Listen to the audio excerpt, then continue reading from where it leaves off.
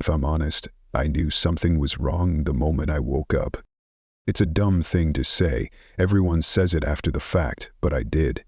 I heard a siren, real faint, probably 2 streets over, and for some reason it made me feel like a kid again, like hearing tornado drills in the Midwest, that weird mix of boredom and panic. My name's Dylan Miller, 32, living alone in an apartment above an old donut shop in Bloomington, Indiana. It's not a bad life. Small, regular. Coffee in the morning. ESPN on mute. The stale scent of powdered sugar coming up from the bakery vents. I work tech support from home, which means I can pretty much wear sweatpants all week and nobody cares. But that day, my routine felt wrong before anything happened. The first thing I noticed was the silence from my neighbor, Mrs. Berger.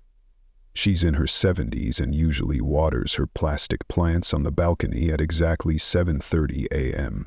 She talks to them, too. I always hear her mumbling. But that morning, nothing.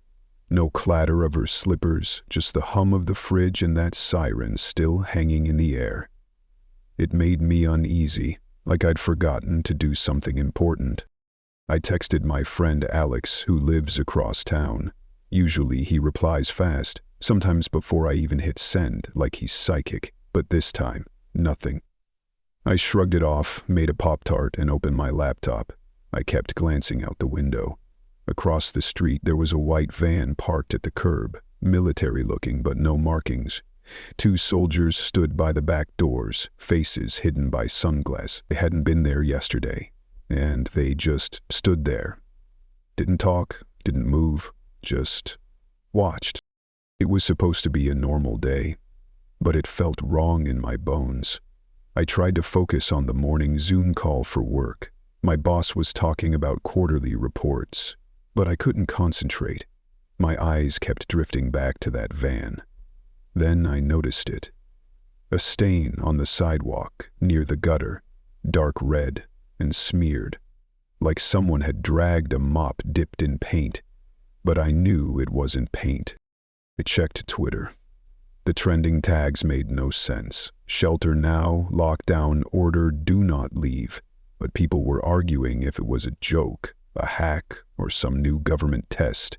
Local news said there'd been civil unrest near campus, but the college kids were posting memes, not riots. I tried calling my mom, went straight to voicemail. That never happens.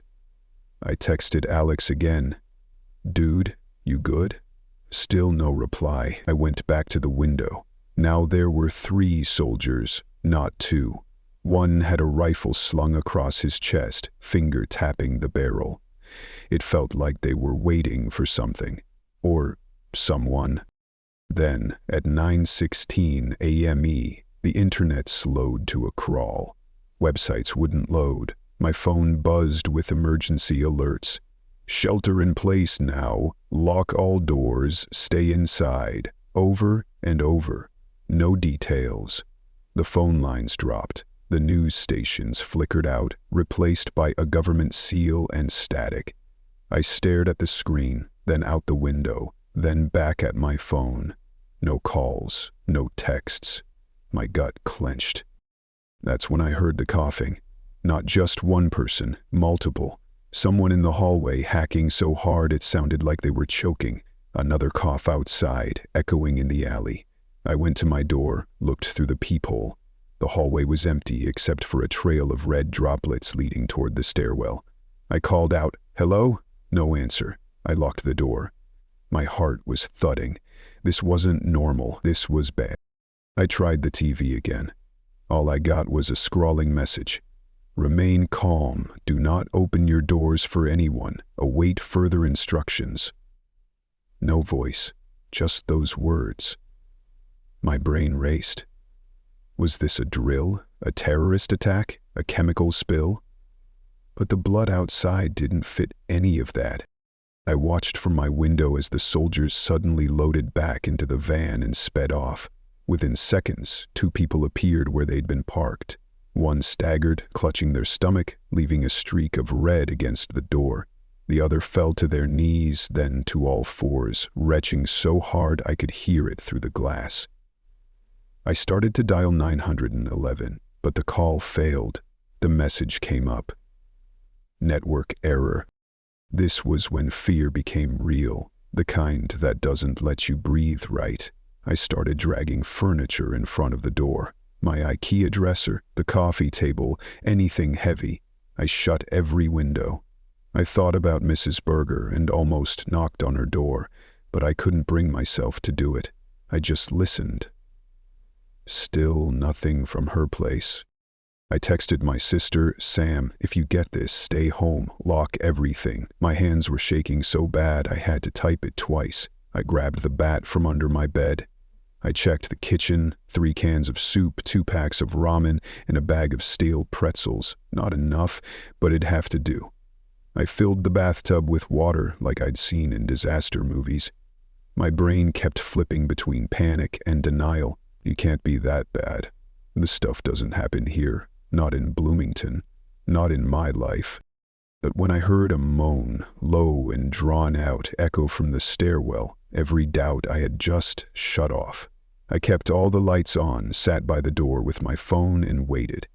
I thought about all the routines I took for granted, the way my coffee tastes, the dumb YouTube videos Alex sends me, the sound of Mrs. Berger's slippers in the morning, normal stuff, gone in an instant. All I could do was hope someone would tell us what to do next. But I already knew. Shelter in place. Now, nobody ever teaches you what to do when the world stops making sense. I spent that first hour behind my barricaded door just checking the news, flipping between panic and hope, hoping that this would all blow over, that someone smarter or stronger or braver would fix it. But nobody did. Nobody could. I kept trying to call people. Mom, Dad, my sister Sam, Alex, anyone. Every call failed. I texted, but nobody answered. Outside, everything went quiet except for an ambulance siren in the far distance. And then, as if the universe wanted to mess with me, my phone buzzed. It was a text from Sam. 3 words. Don't trust anyone. That was it. No follow-up, no reply when I called her. Just that. I kept staring at the screen like more words would appear if I waited long enough. The coughing in the hallway got worse. Someone was banging on a door on the first floor. I could hear yelling, but the words were muffled. Then a scream. A real, full-throated scream that made my skin crawl. I jumped, knocking over my coffee. It pooled across the floor, brown and sticky, seeping into the cheap linoleum. I should have cleaned it up, but I just stared, paralyzed. I pressed my face to the peephole. The hallway was empty. The blood trail from earlier was smeared wider now, as if someone had been dragged. I heard heavy, stumbling footsteps above me, then another scream, this one cut off mid-breath. More thuds, and something that sounded like bones cracking. I felt like my heart would hammer right out of my chest. A minute later, the fire alarm started blaring. The noise made everything worse. I could smell smoke, but not strong. More like burnt plastic or hair. I grabbed my baseball bat and backed into the kitchen. My hands shook so bad I almost dropped it. I texted Alex again. You alive? Then I called him. This time, the call went through. For a second, all I heard was breathing. Then his voice. Dylan, stay inside. Don't open the door. I could hear him crying. It didn't sound like him. Alex never cried, not even when he got his wisdom teeth pulled last summer. What's happening? I whispered. He just kept repeating. Don't open the door. Don't open the door. They're not. And then the line went dead. I tried calling back, but got nothing. My chest hurt. I almost dropped the phone, I was shaking so hard. That's when I saw it. Through the window, in the alley behind the bakery, something, was crawling. Their movements were wrong, like a puppet with broken strings. One arm twisted behind their back, legs jerking in sharp, ugly motions. Their head lolled to one side, mouth open wide, leaking blood down their shirt. They slammed their face into a dumpster with a sound like a dropped melon, but they didn't stop moving. They just kept crawling, mouth working like they were chewing on the air. That was when it hit me. Whatever this was, it wasn't just sick people. It was something else. I fell backwards, hit the floor, dropped the bat. I scrambled back to the window, afraid but needing to know. There was a woman standing by the back door, staring at the thing in the alley. She looked like a regular person, maybe in her 30s, red hair pulled back in a ponytail, wearing pajama pants. She looked as scared as I felt. Then the thing in the alley jerked up and ran at her. It moved so fast it didn't look real, more like a jump cut in a horror movie. The woman screamed, tried to run, but she tripped. The thing grabbed her, yanked her down, and bit her shoulder, hard. Blood sprayed across the pavement. The woman thrashed, but it was like fighting a dog. She screamed and screamed and screamed.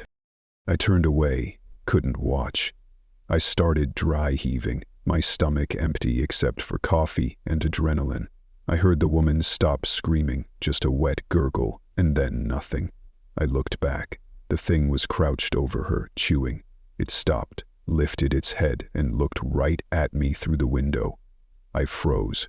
For a second I thought it would smash through the glass, but it just stared, mouth hanging open, teeth red. Then it jerked up and ran off, still twitching, leaving the woman on the ground. She didn't move. That's when I heard footsteps pounding down my hallway. More than one person. Someone pounded on my door, screaming, "Let me in, please! They're coming, please!" I almost opened it. I almost did, but Sam's text kept flashing in my head. Don't trust anyone. I stayed quiet. The pounding got more desperate. Then I heard more voices, gurgling, shuffling, then wet, animal sounds. The screaming stopped, replaced by banging and scratching. Something slammed against my door so hard the dresser slid an inch. I screamed and pressed my back against it, holding it in place. I heard footsteps again, but lighter, running away, down the stairs. Then silence. I started crying, not just fear, but this bone-deep feeling that nothing would ever be normal again. I wiped my face, tried to get my breath under control, and checked the windows again. The alley was empty except for the two bodies, one still and one twitching. Then I watched, horrified, as the woman who had just been killed sat up, slow at first, then faster until she was on her feet, stumbling after the thing that bit her, her shoulder hanging in tatters. She didn't look hurt. She looked hungry. The word hit me like a punch. Zombies. Not in a movie, not on Halloween. Here, in my town, outside my window. I pressed my back against the door, feeling every second of my heartbeat. I was alone, and everything had changed. There was no more pretending. This was real, and I wasn't ready for any of it. The first time you see someone you know turn into something else, you think your brain is playing tricks on you. That's what happened when I saw Mrs. Berger in the hallway, stumbling out of her apartment in her pink slippers, her blue robe covered in blood that didn't look like hers. I just froze. My body didn't listen to anything my mind screamed. She was dragging one foot behind her. Her hair was matted with something dark and sticky. Her eyes were wide open, glassy, not really seeing me. She used to bake cookies for the whole building. She used to call me kiddo, and now she just stood there, swaying, lips moving like she was trying to remember how to talk. But when she finally made a noise, it was this awful, wet groan. It sounded like a warning, or maybe hunger. I wanted to help her. I really did.